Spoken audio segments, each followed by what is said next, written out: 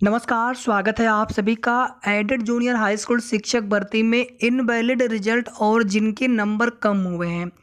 तो पीएनपी से अपडेट यहाँ पर है कुछ। और सबसे पहले आप सभी को बता दें कि जो पहले प्रत्यावेदन लिया गया था उसमें प्रत्यावेदन स्वीकार किए गए थे पीएनपी सचिव सर के द्वारा नवंबर के महीने में जब रिजल्ट आने के बाद। और दिसंबर 2021 के 2021 में नवंबर और दिसंबर में भी आप देखेंगे 15-20 दिसंबर तक लिए गए थे प्रत्यावेदन। और उसके बाद फिर प्रत्यावेदन लिया नहीं गया और ये आश्वासन दिया गया था कि उनकी जो है मैन्युअली जांच की जाएगी। उसके बाद फिर आप देखेंगे कि कोठार के ताले की चाबी पूर्व सचिव के पास है। तो उसमें कई तरह की चीज़ें आ रही थी। नए सचिव सर जो है बिना शासनादेश के कुछ करना नहीं चाह रहे थे।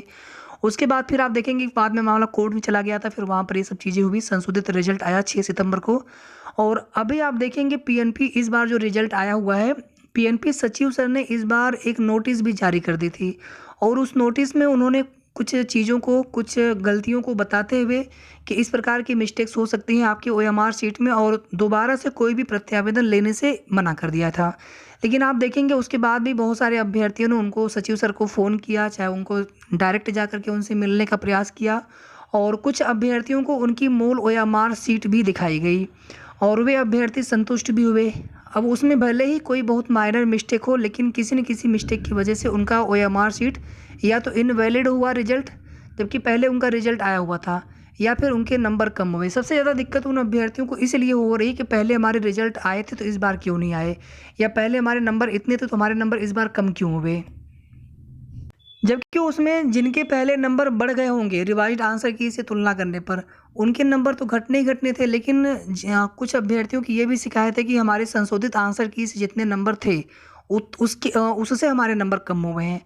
और इसी तरह से इनवैलिड रिजल्ट वाले में कुछ लोग कह रहे हैं कि जो डबल गोला, सब्जेक्ट सीरीज या कहीं पर और डॉट वगैरह इस तरह की समस्या नहीं है, उनका ये दावा है। हालांकि उनके पास कार्बन कापी ही हुई है उन अभ्यर्थियों के पास, फिर भी वो लोग कह रहे हैं। तो यहाँ पर जो भी वास्तविकता हो, लेकिन यहाँ पर मूल ओएमआर शीट या प्रत्यावेदन वाला जो मामला है, कहीं ना कहीं आप देखेंगे कि डेली जो है कोई न कुछ अभ्यर्थी पीएनपी जाते रहते हैं। और उसमें देखेंगे कि कुछ जो संगठन है उनके द्वारा मामले को फिर से कोर्ट में ले जाने की भी वो लोग बात करते रहते हैं। अकाउंट नंबर वगैरह भी देखेंगे आप जारी किए गए थे। तो जब तक सही चीज़ें, तथ्यों का पता ना हो, कभी भी किसी की कोई क्या कहता है उससे मतलब नहीं है। जो भी चीज़ें सॉर्ट आउट होंगी पीएनपी सचिव स्तर से ही होंगी। और अभी तक जितने भी अभ्यर्थी गए थे उन्होंने ओएमआर शीट देखी है, वे लोग संतुष्ट हैं। और केवल हमने एक अभ्यर्थी से बात हुई थी तो उनका ये कहना था कि हमारे बहुत थोड़े से डाउट थे, मतलब बाल के बराबर। अब वो डाउट थे चाहे कितने भी रहे हों, मतलब आपका पेन चला है ओएमआर शीट पर किसी दूसरे बबल में, तो वहाँ पर कम नंबर वाला मामला था उनका। तो उनका तो चलिए खैर ठीक है, लेकिन फिर भी जिनके गुणांक, अब एक अभ्यर्थी का कहना था कि उनके गुणांक 71 या 71.5 72 कुछ बन रहे थे, अभी उनके गुणांक जो है 68 बन रहे हैं। मतलब उनके नंबर काफ़ी ज़्यादा घट गए हैं, 7-8 नंबर तक घटे हैं, ऐसे भी कुछ लोग बता रहे हैं। इसी तरह से नंबर बढ़े भी हो सकते हैं कुछ लोगों के, जिनके नंबर पहले कम हुए होंगे। हालांकि ये सब चीज़ें कोई ऑफिशियली बताई नहीं गई है, न्यूज़पेपर के माध्यम से ही हम लोगों ने चीज़ें देखा था। तो अब यहाँ पर सवाल ये है कि क्या फिर से प्रत्यावेदन लिए जा सकते हैं, क्या फिर से उन प्रत्यावेदनों पर जांच की जाएगी। अब इसका तो पता नहीं, लेकिन अभी फिलहाल में प्रत्यावेदन नहीं लिए जा रहे हैं पीएनपी सचिव सर के माध्यम से। जहाँ तक हमें पता जानकारी मिली है आज की डेट में भी, कि कोई भी प्रत्यावेदन स्वीकार नहीं किया जा रहा है। अब देखिए आगे उसमें क्या होता है, क्या प्रत्यावेदन लेकर के दोबारा से उनकी जांच की जाएगी, उनके ओएमआर शीट की उन अभ्यर्थियों को बुला करके दिखाया जाएगा, केवल उन्हें जिनकी शिकायतें होंगी उनका तुरंत मैनुअली जांच कर लिया जाएगा, या फिर प्रत्यावेदन लिए ही नहीं जाएंगे। जो कुछ भी होगा, जिनको भी समस्या है इन सब चीज़ों से, तो बस हमारा आपको यही सजेशन है कि एक बार आप अपने से श्योर जरूर हो लें कि आपके ओएमआर शीट, क्योंकि कार्बन कापी में चीज़ें स्पष्ट नहीं होती हैं।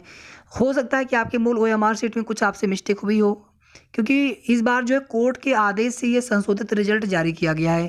तो इसलिए इस कोर्ट के आदेश में ये संशोधित जो रिजल्ट जारी हुआ है, इसमें कुछ गड़बड़ी की गुंजाइश तो है नहीं।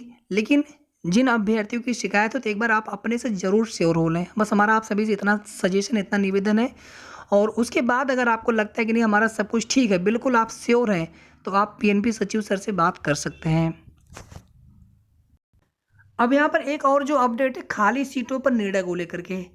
देखिए deputy CM Brajesh Pathak sir हो, चाहे शिक्षा मंत्री जी का ये होता है कि जो भी चीज़ें होती हैं वो क्लियर बता देते हैं, होगा कि नहीं होगा। नई प्राथमिक शिक्षक भर्ती वो क्लियर उन्होंने बोल दिया था। ऐसा नहीं कि उसी में घुमा फिरा के अनुपात समानुपात कुछ नहीं, बस सीधा बोलते हैं कि अभी भर्ती का कोई प्लान नहीं है। अब उनसे मुलाकात भी आगे करने की कोशिश होगी कि सीटें जो वृद्धि हो। और आप देखेंगे आज डिप्टी सीएम सर से मुलाकात किया गया था, मुख्यमंत्री जी आज जनता दरबार में थे नहीं, तो केवल जो है ज्ञापन दिया गया उनके विशेष सचिव को। तो अब यहाँ पर शासन के ही हाथ में है सब कुछ, अधिकारी प्रस्ताव बना करके भेजे और शासन अगर पद वृद्धि पर सहमत हो जाए तो कहीं ना कहीं आप देखेंगे 42,000 प्लस अभ्यर्थी केवल प्रधान सहायक अध्यापक में पास है, माफ़ी चाहूँगा, इसके अलावा प्रधान अध्यापक में कुछ अभ्यर्थी पास हैं 90-97। सहायक अध्यापक में मात्र 1504 सीटें हैं। एक कमेंट आया था किसी का, उन्होंने कहा कि हर भर्ती में सीटें कम होती हैं, तो हर भर्ती में जितनी सीटें होती हैं पूरे पर भर्ती होती है, लेकिन यहाँ पर जितनी सीटें हैं खाली वर्तमान में सभी सीटों पर भर्ती नहीं हो रही है। तो ये भैया यहाँ पर सबसे बड़ा कारण है। और सीट वृद्धि ना तो कहीं जियो में लिखा है, अगर जियो में होता तो भी नियोक्ता को अधिकार होता है कि सीटें घटा बढ़ा सकते हैं, जियो में मेंशन नहीं है। अध्याचन या जो पहले बार बार न्यूज़पेपर में भी या जो एक पत्रांग भेजा गया था, प्रस्ताव भेजा गया था रिक्त पदों का, या फिर हो सकता है बाद में प्रबंधकों ने या फिर जो सीटें हैं वो डाटा सही पहुंचा ना हो, बहुत सारे रीजन हो सकते हैं। तो सीट वृद्धि बहुत आवश्यक है। सीट वृद्धि होना कितना आवश्यक है ये उन कम गुणांक वाले अभ्यर्थियों से पूछिए, और किसी भी विषय में हो। ज़्यादा गुणांक हाई गुणांक भी श्योर नहीं है कि किनका हो पाएगा किनका नहीं हो पाएगा। बस कुल मिलाकर के ये समझ लीजिए कि 42,000 में से सिर्फ 1504 को नौकरी मिलेगी अगर सीटें नहीं बढ़ी तो सीटें बढ़ सकती हैं। और ये सीटें नई शिक्षक भर्ती में न दे करके इसी भर्ती के माध्यम से भरी जाए। आगे जो भी सीटें खाली हो, कम से कम जो सीट वृद्धि हो सकती है मेरे हिसाब से कम 500 से लेकर के 1000 तक सीट वृद्धि हो सकती है, क्योंकि ये सवाल आप लोग लगातार पूछ रहे हैं। हालांकि ये पूरी तरह से केवल एक अनुमान है, उम्मीद है, इसमें कोई भी सच्चाई नहीं है। किसी को नहीं पता है कि सीट 2-4 बढ़ेंगी भी कि वो भी नहीं बढ़ेंगी। तो उम्मीद करने से कोई मतलब नहीं, हम लोग केवल कोशिश करेंगे। ट्विटर आप लोग सभी ट्विटर पे एक्टिव रहिए भैया, जो लोग ग्राउंड पे काम कर रहे हैं ग्राउंड पे काम करने दीजिए, हम सभी को ट्विटर पे एक्टिव रहना है। और जो भी इमेजेस या कोई न्यूज़पेपर की कटिंग मिलती है सीट वृद्धि या भर्ती शासनादेश से संबंधित, तो उसको जो है सभी लोग टैग जरूर करें अपने ट्वीट में, और मुख्यमंत्री जी को, शिक्षा मंत्री जी को, डिप्टी सीएम को भी और अधिकारियों को भी टैग करके हमें ट्वीट करते रहना है। और किसी का भी ट्वीट मिले अपने साथियों का तो हमें उनको रीट्वीट भी जरूर कर देना है, क्योंकि अभी आने वाले समय में नई प्राथमिक शिक्षक भर्ती को लेकर के केवल जो है बस बताया जाता है लोगों के द्वारा, कहीं से कोई भी सूचना नहीं है। थोड़ी बहुत भी उम्मीद होती कि हाँ देखेंगे 2-4 महीने बाद, तो भी उम्मीद की जा सकती है, बट अभी कोई भी सूचना नहीं है। कुछ लोग कोर्ट के सहारे कि ये हलफनामा जो सरकार ने लगाया था क्या वैसे ही लगा दिया था शिक्षा मित्रों के मैटर कट ऑफ अंक से छुटकारा पाने के लिए, या फिर उन्हें कुछ करना भी था, भर्ती करनी भी थी, शिक्षा मित्रों को भी तो मौका देना है उनमें। तो अभी कुछ पता नहीं है गवर्नमेंट के मन में क्या है, उनकी मंशा क्या है। बाकी वो पढ़ाई करते रहे, पीआरटी की जो तैयारी कर रहे हैं अभ्यर्थी, बाकी यहाँ पर जितने अधिक से अधिक पदों पर भर्ती हो जाए उतना अच्छा है, उतने अधिक लोगों को नौकरी मिल जाएगी।